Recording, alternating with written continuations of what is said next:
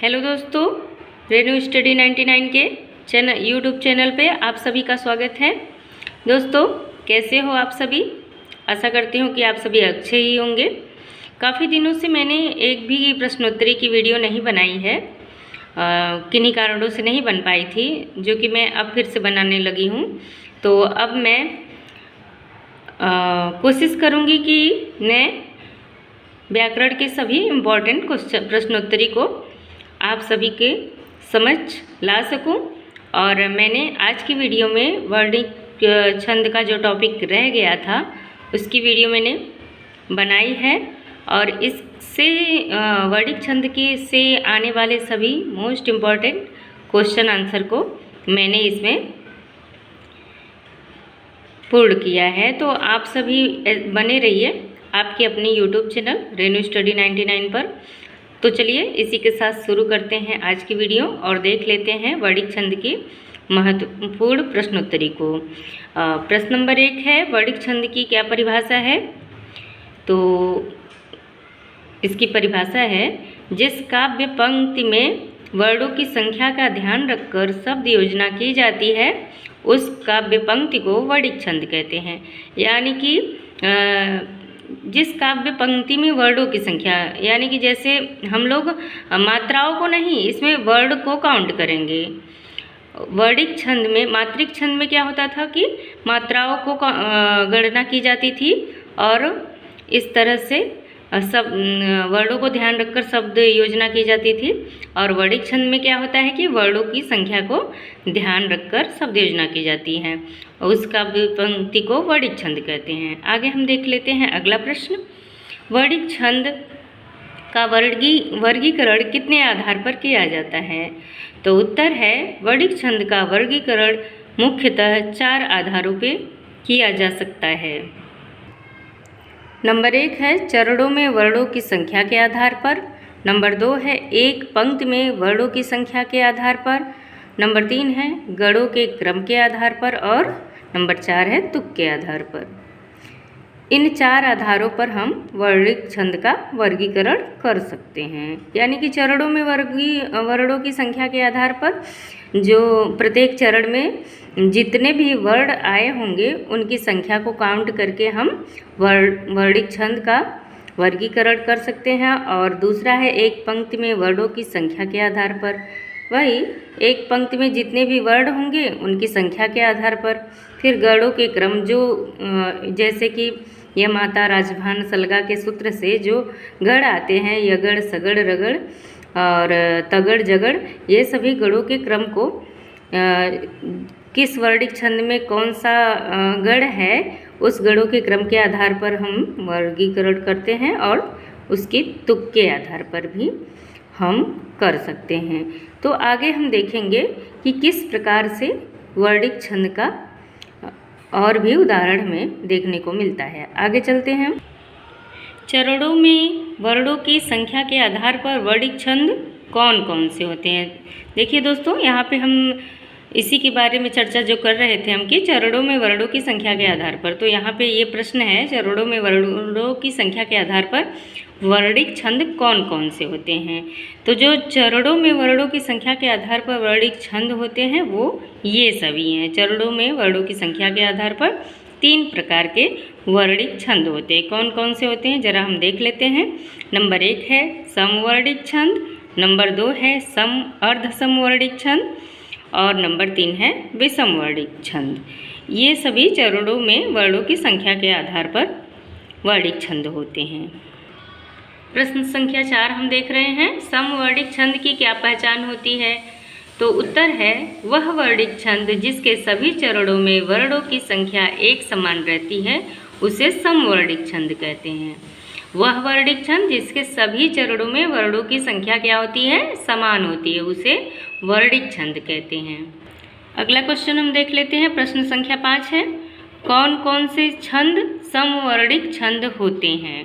तो उत्तर है, वंशस्थ वर्णिक छंद, भुजंगी वर्णिक छंद, भुजंग पर्यातम वर्णिक छंद, द्रुत विलंबित वर्णिक छंद, मंदाक्रांता वर्णिक छंद, सादुर्ल विकिरणित वर्णिक छंद, वसंत तिलका वर्णिक छंद, सवैया वर्णिक छंद, उपेंद्र वज्रा वर्णिक छंद, इंद्र वज्रा वर्णिक छंद, मालिनी वर्णिक छंद और शिखरिणी वर्णिक छंद, ये सब समवर्णिक छंद होते हैं। दोस्तों, ये जितने भी क्वेश्चन आंसर आप सभी को मैं बता रही हूँ, ये सभी कॉम्पिटिटिव एग्ज़ाम में आए हुए हैं और ये सभी आगे भी क्वेश्चन आंसर जितने भी वर्णिक छंद से बनते हैं मैंने आज की वीडियो में बना दिए हैं। और भी मैंने बहुत सारे प्रश्नोत्तरी जो है छंदों की करवा चुकी हूँ और ये हम वर्णिक छंद देख रहे हैं और ये सभी प्रश्न बहुत ही मोस्ट इम्पॉर्टेंट हैं।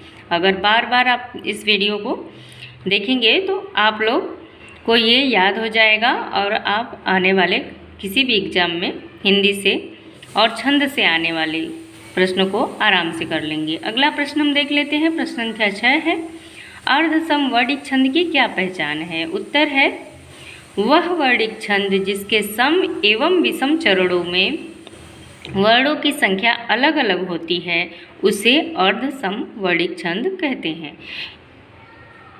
वह वर्णिक छंद जिसके सम एवं विषम चरणों में, सम एवं विषम का मतलब पहले और तीसरे चरण में, पहले और सम मतलब होता है दूसरा और विषम जैसे पहले और दूसरा, सम का मतलब दूसरा होता है, विषम का मतलब पहला।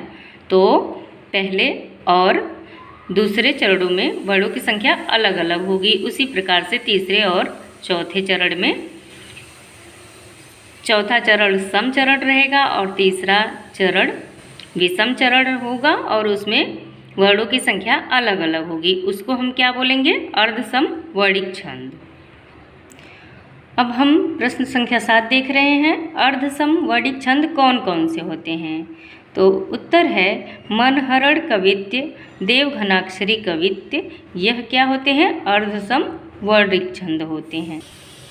विषम वर्णिक छंद प्रश्न संख्या 8 है, विषम वर्णिक छंद की क्या पहचान है? तो उत्तर है, दो अलग अलग वर्णिक छंदों के योग से बना वर्णिक छंद विषम वर्णिक छंद होता है। दो अलग अलग वर्णिक छंदों के योग से, ये जो है दो अलग अलग वर्णिक छंद के योग से बना होगा, इसी को हम क्या बोलते हैं? विषम वर्णिक छंद कहते हैं। अगला क्वेश्चन है, प्रश्न संख्या 9 है, विषम वर्णिक छंद कौन से है? तो उत्तर है, उपजाति सवैया। उपजाति सवैया क्या है? विषम वर्णिक छंद है, जो कि दो अलग अलग वर्णिक छंदों के योग से बना होता है। प्रश्न संख्या 10 हम देख लेते हैं। एक पंक्ति में वर्णों की संख्या के आधार पर वर्णिक छंद कौन कौन से होते हैं? तो उत्तर है, एक पंक्ति में वर्णों की संख्या के आधार पर वर्णिक छंद 2 प्रकार के होते हैं। नंबर 1 है साधारण वर्णिक छंद, नंबर 2 है दंडक वर्णिक छंद। यानी कि एक पंक्ति में वर्णों की संख्या के आधार पर वर्णिक छंद 2 प्रकार के होते हैं, जो कि साधारण वर्णिक छंद होते हैं और दंडक वर्णिक छंद होते हैं। अगला क्वेश्चन हम देख लेते हैं। प्रश्न संख्या 11 है, साधारण वर्णिक छंद की क्या पहचान है? उत्तर है, वह वर्णिक छंद जिसकी एक पंक्ति में 26 तक वर्ण होते हैं उसे साधारण वर्णिक छंद कहते हैं। वह वर्ण जिनकी एक पंक्ति में 26 तक वर्ण होते हैं उसे साधारण वर्णिक छंद कहते हैं। अगला क्वेश्चन, प्रश्न संख्या 12 है, साधारण वर्णिक छंद कौन कौन से होते हैं? तो उत्तर है, द्रुत, विलंबित, वंशस्थ, मालिनी, शिखरिणी, वसंत तिलका, सवैया, उपेंद्र वज्रा, इंद्र वज्रा, ये सभी क्या होते हैं? साधारण वर्णिक छंद। क्वेश्चन ऐसे बन जाएगा दोस्तों कि द्रुत विलंबित वर्णिक छंद कौन सा छंद होता है? तो उसमें ऑप्शन में कई चीज़ें दे देंगी और उसमें होगा साधारण वर्णिक छंद, तो आप उसमें साधारण वर्णिक छंद पर करेक्ट कर सकते हैं। अगला क्वेश्चन हम देख लेते हैं। प्रश्न संख्या 13 है, दंडक वर्णिक छंद की क्या पहचान है? उत्तर है, वह वर्णिक छंद जिसकी एक पंक्ति में 26 से ज़्यादा वर्ण होते हैं उसे दंडक वर्णिक छंद कहते हैं। दंडक वर्णिक छंद में क्या होता है? एक पंक्ति में 26 से ज़्यादा वर्ण होते हैं उसे दंडक वर्णिक छंद कहते हैं। प्रश्न संख्या 14 है, दंडक वर्णिक छंद कौन से होते हैं? उत्तर है, मनहरण कवित्य, रूप घनाक्षरी कवित्य और देव घनाक्षरी कवित्त। ये क्या होते हैं? दंडक वर्णिक छंद होते हैं। इसकी पहचान है कि मनहरण कवित्त में 31 वर्ण होंगे, रूप घनाक्षरी कवित्त में 32 वर्ण होते हैं, देव घनाक्षरी कवित्त में 33 वर्ण होते हैं, इसलिए यह दंडक वर्णिक छंद होते हैं। प्रश्न संख्या 15 है, गणों के क्रम के आधार पर वर्णिक छंद कौन से होते हैं? तो उत्तर है, गणों के क्रम के आधार पर वर्णिक छंद 2 प्रकार होते हैं। नंबर 1 है गणबद्ध वर्णिक छंद, नंबर 2 है गणमुक्त वर्णिक छंद। ये है गणों के क्रम के आधार पर वर्णिक छंद। क्वेश्चन नंबर 16 है, गणबद्ध वर्णिक छंद की क्या पहचान है? देख लेते हैं हम कि गणबद्ध वर्णिक छंद की क्या पहचान है। उत्तर है, वे वर्णिक छंद जिनमें गणों का क्रम निश्चित रहता है उन्हें गणबद्ध वर्णिक छंद कहते हैं। गणबद्ध वर्णिक छंद में गणों का क्रम निश्चित होता है। और प्रश्न संख्या 17 देख लेते हैं हम, गणबद्ध वर्णिक छंद कौन कौन से हैं?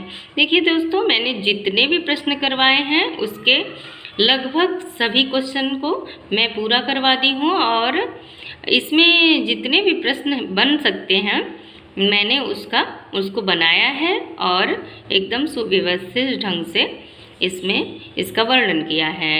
तो ये जो वर्णिक छंद है ऐसे ही प्रश्न बनेंगे। आपको अगर पता होगा तो आप अपने एग्ज़ाम में आने वाले क्वेश्चन को आराम से सॉल्व कर सकते हैं। तो ऐसे ही बने रहिए मेरी वीडियो में। अगला प्रश्न हम देख लेते हैं। प्रश्न संख्या 17 है, गणबद्ध वर्णिक छंद कौन कौन से होते हैं? उत्तर है, द्रुत विलंबित, मंदाक्रांता, मालिनी, शिखरड़ी, सवैया, वसंत तिलका, वंशस्थ, उपेंद्र वज्रा और इंद्र वज्रा। ये क्या है? गणबद्ध वर्णिक छंद होते हैं। अगर मान लीजिए दोस्तों दे दिया कि इनमें से गणबद्ध वर्णिक छंद कौन सा होता है, तो मान लीजिए शिखरड़ी दे दिया और बाकी सभी इनमें से कोई नहीं था और शिखरड़ी दे देगा और अन्य छंद देंगे। अगर आपको ये सभी छंद पता होंगे तो आप उसको इजीली कर पाएंगे। प्रश्न ऐसे ही बनता है। मैंने सभी एक ही प्रश्न में मैंने बहुत सारे आंसर को मतलब उसमें कर दिया है कि एक प्रश्न के माध्यम से आपके कम से कम 5-6 आंसर तैयार हो सके। उससे आप आराम से, ताकि आपका समय भी कम लगे और आपकी पढ़ाई ज़्यादा हो जाए, इस दृष्टिकोण को ध्यान में रखकर मैंने यह सभी प्रश्नोत्तरी तैयार की है। आगे देखते हैं हम। प्रश्न संख्या 18 है, गणमुक्त वर्णिक छंद की क्या पहचान है? तो चलिए दोस्तों फटाफट देख लेते हैं हम लोग गणमुक्त वर्णिक छंद की क्या पहचान होती है। उत्तर है, वे वर्णिक छंद जिनमें गणों का क्रम निश्चित नहीं रहता है उन्हें गणमुक्त वर्णिक छंद कहते हैं। ध्यान से देखिए, वे वर्णिक छंद जिनमें गणों का क्रम निश्चित नहीं रहता है उन्हें गणमुक्त वर्णिक छंद कहते हैं। यानी कि गणबद्ध वर्णिक छंद में गणों का क्रम निश्चित था और गणमुक्त वर्णिक छंद में गणों का क्रम निश्चित नहीं रहता है। गणों का क्रम निश्चित और अनिश्चित से तात्पर्य ये है कि जैसे किसी पंक्ति में दे दिया 4 बार सगड़ या 4 बार भगड़ दे दिया, तो वो प्रत्येक छंद की पंक्ति में वो वर्ण समान रूप से आएंगे। मतलब वो जो है जगड़ अगर आ रहा है तो जैसे जगड़ मगड़ सगड़ का क्रम है तो प्रत्येक पंक्ति में वो उसी क्रम से आएगा। लेकिन गणमुक्त में ऐसा कुछ निश्चित नहीं होता है। वे इन्हें क्या कहते हैं? गणमुक्त वर्णिक छंद कहते हैं। समझ लीजिएगा कि जिस भी पंक्ति में अगर उसकी सभी पंक्तियों में समान रूप से गणों का क्रम आ रहा है तो वो गणबद्ध वर्णिक छंद होगा, और यदि अलग अलग सब आ रहा है गणों का क्रम तो समझ लीजिएगा कि वो गणमुक्त वर्णिक छंद है। और गणों की संख्या ज्ञात करना मैंने आपको पहले ही वीडियो में बता दिया है। इससे पहले जो कई वीडियो बनाई थी तो मैंने उसमें आपको बता दिया था कि गण ज्ञात करने का सूत्र या माता राजभान सलगा के सूत्र से गण ज्ञात किया जाता है। इस तरह से हम किसी भी छंद में वर्णिक छंद में गणों की संख्या ज्ञात कर सकते हैं और इससे पता लगा सकते हैं कि ये गणबद्ध वर्णिक छंद है कि गणमुक्त वर्णिक छंद है। आगे का क्वेश्चन हम देख लेते हैं दोस्तों फटाफट से। अगला क्वेश्चन क्वेश्चन नंबर 19 है, कौन सा छंद गणमुक्त वर्णिक छंद होता है? तो उत्तर है कवित्व वर्णिक छंद। कवित्व वर्णिक छंद कैसा छंद होता है? गणमुक्त वर्णिक छंद होता है। इसमें गणों की संख्या समान रूप से नहीं आती है। प्रश्न संख्या 20 हम देख लेते हैं, तुक के आधार पर वर्णिक छंद कौन से हैं? उत्तर है तुक के आधार पर वर्णिक छंद के 2 प्रकार हैं। नंबर 1 तुकांत वर्णिक छंद और नंबर 2 है अतुकांत वर्णिक छंद। अगला क्वेश्चन हम देख लेते हैं, प्रश्न संख्या 21 है, तुकांत वर्णिक छंद की क्या पहचान है? उत्तर है वे वर्णिक छंद जिनके चरणों के अंत में तुक मिलती है उन्हें तुकांत वर्णिक छंद कहते हैं। और तुक कैसे मिलती है वो मैंने पिछली वीडियो में बता चुकी हूँ कि तुक कैसे मिलती है। आगे का क्वेश्चन हम लोग देख लेते हैं, तुकांत वर्णिक छंद कौन से हैं? उत्तर है सवैया कवित्व वर्णिक छंद। कैसे हैं? तुकांत वर्णिक छंद। इसमें तुक मिलती नहीं है, इसमें तुक मिलती है, तुकांत वर्णिक छंद क्योंकि होती है। सवैया और कवित्व वर्णिक छंद कैसे होते हैं? तुकांत वर्णिक छंद होते हैं। अगला क्वेश्चन है, प्रश्न संख्या 23 है, अतुकांत वर्णिक छंद की क्या पहचान है? उत्तर है वे वर्णिक छंद जिनके चरणों के अंत में तुक मिलना जरूरी नहीं है उन्हें अतुकांत वर्णिक छंद कहते हैं। दोस्तों ये सभी एग्जाम के दृष्टिकोण से सभी इम्पॉर्टेंट प्रश्नोत्तरी है और आप लोग इसको बार बार देखिएगा ताकि ये सभी याद हो जाए। इसको बनाने में मुझे काफ़ी समय लगा है क्योंकि मैंने पहले इसको अच्छे से पढ़ा है, फिर उसके बाद मैंने प्रश्नों को बनाया है ताकि इसमें से प्रश्न छूटे ना। और समय आपका, मुझे ये प्रश्न बनाने में काफ़ी समय लगा है, लेकिन आप लोगों को ये बहुत जल्दी ही आप लोग इन प्रश्नों को याद करके अपना समय भी बचा सकते हैं और आप अपने कॉम्पिटिटिव एग्ज़ाम की तैयारी भी कर सकते हैं। अगला क्वेश्चन हम देख लेते हैं दोस्तों। अगला क्वेश्चन है, कौन से छंद 12 वर्णों वाले वर्णिक छंद होते हैं? ये मैंने ट्रिक के माध्यम से आपको बताया है ताकि आपको छंद को ईजिली आप लोग पहचान सके और आपका समय भी कम लगे। तो उत्तर है द्रुत विलंबित वर्णिक छंद। ये सभी जितने भी छंद मैंने ये चारों छंद लिखा है ये 12 वर्णों वाले हैं। द्रुत विलंबित छंद जिसका शॉर्ट ट्रिक है नभ भर 12, यानी कि नभ भर का मतलब है कि 1 नगड़ 2 भगड़ और 1 रगड़ के क्रम से 12 वर्ण होंगे।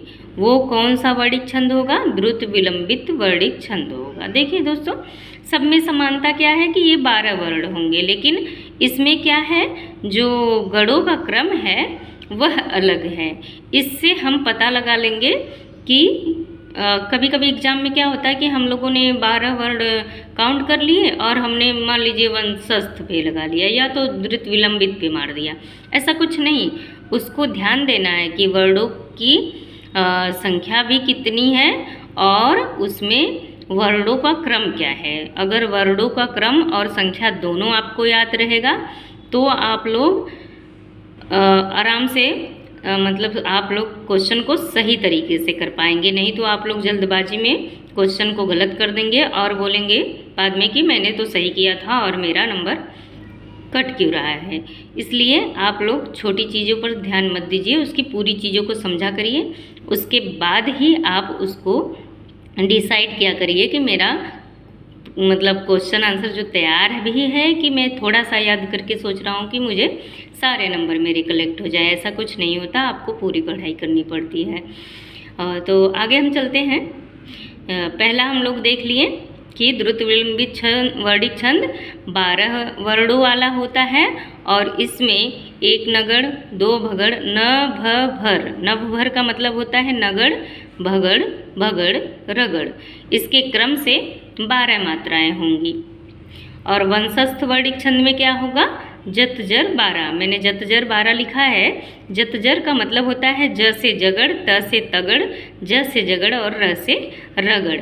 इसके क्रम से 12 वर्ण होंगे। तो ये बहुत इजी ट्रिक है और इससे हम वर्णों की संख्या और उसमें गणों के क्रम से इजीली हम देख पाएंगे कि वो कौन सा छंद है। कभी भी छंदों की प्रश्नोत्तरी करते हुए जल्दबाजी नहीं करना चाहिए। थोड़ी सी आप अपने अगर कुछ सेकंड आप अपने दिमाग का यूज कर लेंगे तो आपका वह प्रश्न गलत नहीं होगा और आप उसका स्कोर पूर्ण रूप से प्राप्त कर लेंगे। नंबर तीसरा है भुजंग प्रयातम वर्णिक छंद। भुजंग प्रयातम वर्णिक छंद में जो मैंने ये 4 बार य लिखा है, ये 4 बार यगड़ होगा। यगड़ यगड़ यगड़ यगड़ के क्रम से 12 वर्ण होंगे। अगला हम देख लेते हैं तोटक वर्णिक छंद। तो तोटक वर्णिक छंद भी 12 वर्णों वाला होता है, लेकिन इसमें गणों का क्रम क्या होता है? 4 सगड़ के क्रम से 12 वर्ण होते हैं। 4 बार सगड़ होंगे काउंट करने पे। जो मैंने यह माता राजहंस सलगा का सूत्र बताया है, उस सूत्र से 4 बार सगड़ होगा और 12 वर्ण होंगे, तो आप समझ लीजिएगा कि वो तोटक वर्णिक छंद है। प्रश्न संख्या 26 हम देख लेते हैं। कौन कौन से छंद 11 वर्णों वाले वर्णिक छंद होते हैं? तो देखिए दोस्तों, यहाँ पे इंद्रवज्रा वर्णिक छंद और उपेंद्र वज्रा वर्णिक छंद, ये दोनों क्या होते हैं? दोनों ही 11 वर्णों वाले वर्णिक छंद होते हैं। परंतु इसमें असमानता ये है कि इंद्रवज्रा वर्णिक छंद में गणों का क्रम तगड़ तगड़ जगड़ के क्रम से 11 वर्ण होंगे। त त ज अगर आपको बस खाली याद रखना है क्या, इंद्रवज्रा वर्णिक छंद त त ज 11 वर्ण, यानी त त ज का मतलब इंद्रवज्रा वर्णिक छंद में तगड़ तगड़ जगड़ के क्रम से 11 वर्ण होंगे। तो कितनी है ना, कितनी शॉर्ट ट्रिक। ये छंद सबको लगता है कि बहुत ही कठिन है। कठिन नहीं, हम उसको इजी बनाकर किस तरह पढ़ सकते हैं, ये चीज़ें मायने रखती हैं। तो नंबर 2 पे हम देख लेते हैं उपेंद्र वज्रा वर्णिक छंद। देखिए दोस्तों, दोनों में 11 वर्ण हैं, परंतु उनमें क्या है, इम्पॉर्टेंट की ये है कि दोनों में गणों का क्रम अलग अलग है। अगर हमें गणों का क्रम याद होगा और कितने वर्ण हैं ये याद होगा, तो हम अपने क्वेश्चन को 100% सही कर पाएंगे। उपेंद्र वज्रा वर्णिक छंद में जगड़ तगड़ जगड़ के क्रम से 11 वर्ण होते हैं, यानी कि एक जगड़ एक तगड़ और एक जगड़ के क्रम से 11 वर्ण होंगे। तो समझ जाइएगा कि वह उपेंद्र वज्रा वर्णिक छंद। आगे हम देख लेते हैं दोस्तों, कौन से छंद 17 वर्णों वाले वर्णिक छंद होते हैं।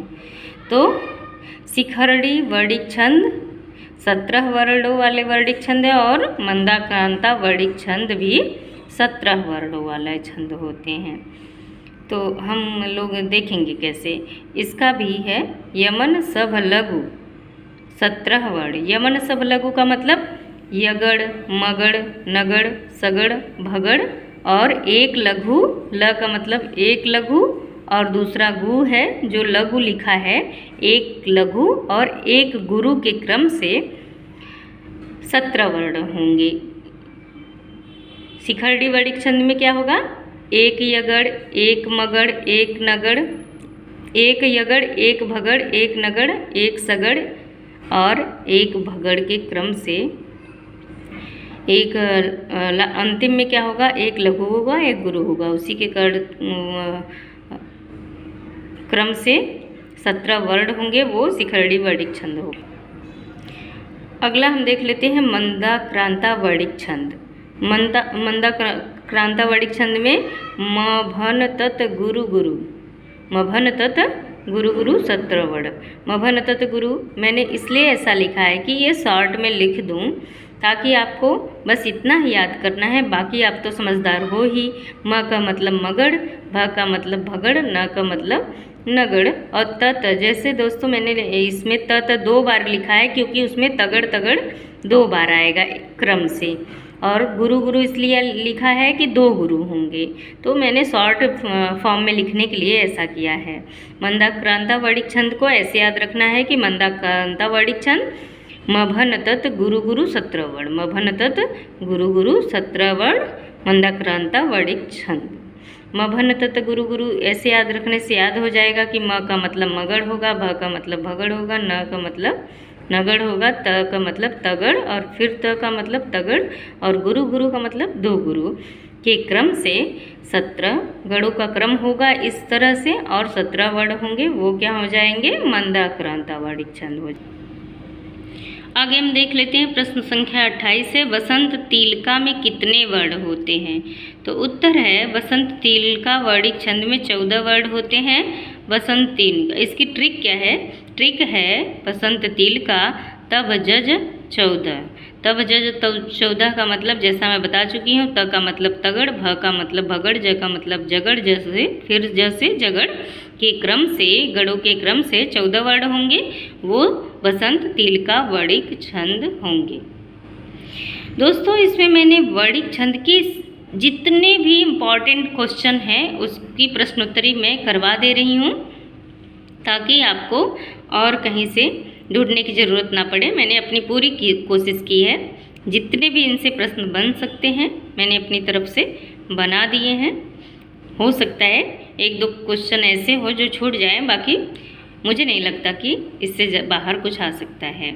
आगे हम देख लेते हैं प्रश्न संख्या 29 है, मालिनी वर्णिक छंद में कितने वर्ण होते हैं? तो उत्तर है मालिनी वर्णिक छंद में 15 वर्ण होते हैं। मालिनी वर्णिक छंद की भी ट्रिक है नन मय मालिनी वर्णिक छंद 15 वर्ण होंगे, उसमें नन मय के क्रम से, ननमय का मतलब है नगड़, नगड़, मगड़, यगड़, यगड़ के क्रम से, गणों के क्रम से 15 वर्ण होंगे। वह कौन से वर्णिक छंद होंगे? मालिनी वर्णिक छंद होंगे। प्रश्न संख्या 30 है, साधारण विक्रीडित वर्णिक छंद में कितने वर्ण होते हैं? तो उत्तर है साधारण विक्रीडित वर्णिक छंद में 19 वर्ण होते हैं। ट्रिक है इसकी मस जस तत गु, 19 वर्ण साधारण विक्रीडित वर्णिक छंद। मस जस तत गु, मस जस तत गु का मतलब म से मगड़, स से सगड़, ज से जगड़, स से सगड़, त से तगड़, त से तगड़ और गु से गुरु। गणों के क्रम से 19 वर्ण होंगे, वह साधारण विक्रीडित वर्णिक छंद होंगे। अगर दोस्तों आप लोग इसको याद करने में आपको कठिनाई लगेगी तो आपको इससे इजी नहीं मिलेगा, क्योंकि छंद एक ऐसा टॉपिक है जिसको हमें बहुत ध्यान से पढ़ना होता है और इसमें ज़रा सा भी लापरवाही किए तो आप वो क्वेश्चन का आंसर गलत कर देंगे, इसलिए हमें इस पे मेहनत तो करनी ही पड़ती है। अगला क्वेश्चन है प्रश्न संख्या 31 है, सवैया वर्णिक छंद के भेद कौन से है? तो उत्तर है सवैया वर्णिक छंद के भेद। सवैया वर्णिक छंद के भेद हैं मदिरा सवैया, कुंदलता सवैया, मालती या मदगयंद सवैया, सुमुखी सवैया और किरीट सवैया, दुर्मिल सवैया, अरसास सवैया, सुंदरी सवैया और नंबर 9 है लौंगलता सवैया, नंबर 10 है अरविंद सवैया, नंबर 11 है चकोर सवैया। और दोस्तों सवैया वर्णिक छंद के जो इतने 11 भेद हैं इसके मैंने भी शॉर्ट ट्रिक लिख ली है। तो इसकी शॉर्ट ट्रिक है मदिरा सवैया की शॉर्ट ट्रिक है, कैसे पहचानेंगे कि ये मदिरा सवैया है? तो ये बहुत ही इजी है, क्रमशः 7 भगड़ का क्रम होगा, अंत में एक गुरु होगा, 22 वर्ण होगा, वह क्या होगा? सवैया वर्णिक छंद होगा। जैसे कोई छंद दे दिया होगा, अगर वो सवैया वर्णिक छंद होगा तो उसमें लगातार गणों का क्रम 7 भगड़ होगा। भगड़ का मतलब य माता राजभान सलगा के सूत्र से य माता राजभा, भा से भानस, इतने पे जाके रुकेंगे। तो भा पे आ की मात्रा है इसलिए गुरु, न पे कोई मात्रा नहीं है तो लघु, स पे कोई मात्रा नहीं तो लघु, यानी कि एक गुरु का चिन्ह होगा, 2 लघु का चिन्ह होगा, उसको हम डिनोट करते हैं किससे? भगड़ के चिन्ह से। और लास्ट में क्या होगा? 7 भगड़ का क्रम होगा, लास्ट में एक गुरु होगा, 22 वर्ण होगा, उसे मदिरा सवैया वर्णिक छंद कहते हैं। नंबर 2 है कुंदलता सवैया। कुंदलता सवैया का शॉर्ट ट्रिक है क्रमशः 8 सगड़, 2 गुरु, लास्ट में क्या होगा 2 गुरु होगा और शुरू में क्या होगा 8 सगड़ के क्रम से। बहुत ही इजी सवैया वर्णिक छंद एक ऐसा छंद है जो कि बहुत ही इजी है, बस इसमें क्रम याद होना चाहिए और वर्णों की संख्या। 8 सगड़ और 2 गुरु के क्रम से 26 वर्ण होंगे, वो कौन सा होगा कुंदलता सवैया होगा। नंबर 3 है मालती मदगयंद सवैया। मालती को मदगयंद सवैया भी कहते हैं। तो इसमें क्या होता है क्रमशः 7 भगड़ 2 गुरु 23 वर्ण होते हैं। 7 भगड़ के गढ़ों का क्रम होगा 7 भगड़ और अंत में 2 गुरु का चिन्ह होगा, वो 23 वर्ण होगा, वो क्या होगा मालती मदगयंद सवैया वर्णिक छंद होगा। नंबर 4 पे है सुमुखी सवैया। सुमुखी सवैया का शॉर्ट ट्रिक है क्रमशः 7 जगड़ 1 लघु 1 गुरु के क्रम से 23 वर्ण होंगे, वो होगा सुमुखी सवैया वर्णिक छंद होगा। दोस्तों 7 जगड़ और 1 लघु 1 गुरु 23 वर्ण होंगे, वो क्या हो जाएगा सुमुखी सवैया। कितना इजी है। और नंबर 5 पे है किरीट सवैया। किरीट सवैया अगर होगा तो क्या होगा क्रमशः 8 भगड़ के क्रम से 24 वर्ण होंगे, वह क्या हो जाएगा किरीट सवैया। किरीट सवैया में क्रमशः 8 भगड़ लगातार होंगे और वर्णों की संख्या कितनी होंगी 24 होगी, वो किरीट सवैया वर्णिक छंद हो जाएगा। नंबर 6 है दुर्मिल सवैया वर्णिक छंद। दुर्मिल सवैया वर्णिक छंद का ट्रिक है 8 क्रमशः 8 सगड़ के गढ़ों के क्रम से 24 वर्ण होंगे, वो क्या हो जाएगा दुर्मिल सवैया वर्णिक छंद। अब देख लेते हैं हम नंबर 7 पे अरसात सवैया वर्णिक छंद। अरसात सवैया वर्णिक छंद में क्या होगा क्रमशः 7 भगड़ 1 रगड़ के क्रम से 24 वर्ण होंगे। गढ़ों का क्रम क्या होगा 7 भगड़ 1 रगड़ के क्रम से 24 वर्ण होंगे, वो क्या हो जाएगा अरसात सवैया। देखिए दोस्तों कई सवैया में 24-24 वर्ण हैं, लेकिन हमें उसकी मुख्य बात याद रखनी है कि उसमें गढ़ों का क्रम क्या है। गढ़ों का क्रम याद होगा और वर्णों का संख्या याद होगी, तभी हम इस छंद को पहचान पाएंगे। अब हम नंबर 9 पे देख लेते हैं सुंदरी सवैया वर्णिक छंद। सुंदरी सवैया वर्णिक छंद की शॉर्ट ट्रिक है क्रमशः 8 सगड़ 1 गुरु के क्रम से 25 वर्ण होंगे।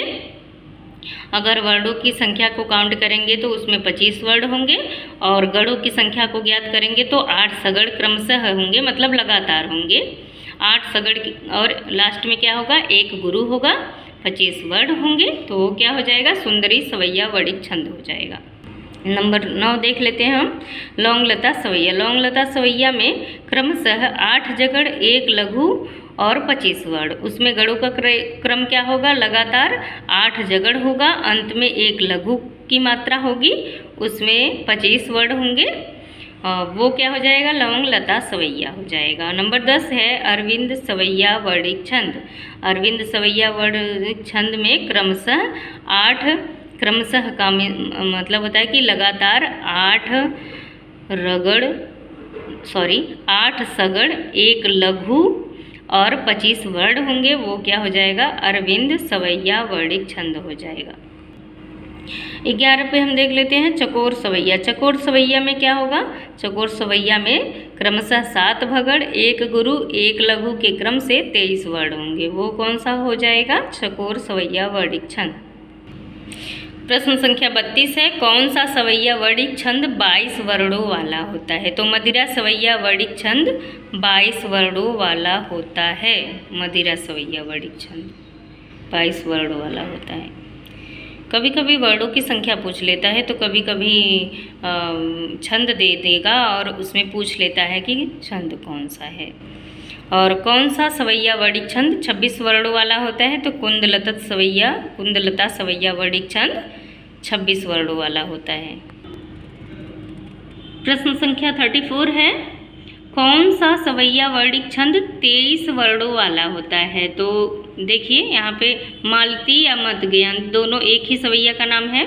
मालती या मदगयंत सवैया 23 वर्णों वाला होता है और चकोर सवैया वर्णिक छंद भी 23 वर्णों वाला होता है। अगला प्रश्न हम देख लेते हैं। प्रश्न संख्या 35 है कौन सा सवैया वर्णिक छंद 24 वर्णों वाला होता है।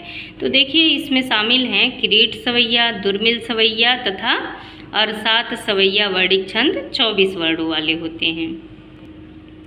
दोस्तों, मैंने प्रश्न को कई तरीके से तैयार किया है ताकि आपको किसी भी तरीके से एक प्रश्न दे तो आप लोग उसमें कंफ्यूज ना हो और उसका इजी से उत्तर दे पाए।